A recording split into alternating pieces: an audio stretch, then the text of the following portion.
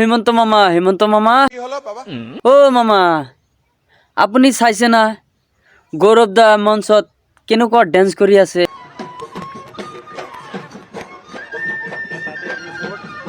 ও মামা আপুনি কংগ্ৰেছ দলত থাকিলে কি কৰিলেহেঁতেন।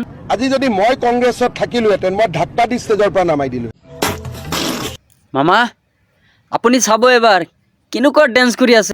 তেওঁ যি ধৰণে কালি নাচিছে দেখি কিবা অদ্ভুত লগা নাই জানো। মামা আপুনি এবাৰ চাওক নিজেতো নাচিছে আৰু বাকী কেইজনো নাচিছে।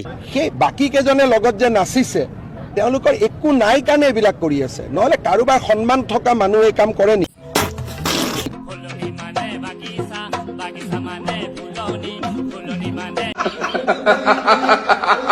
নাই ইহঁতৰ সন্মান নাই মামা, সেইকাৰণে নাচিছে।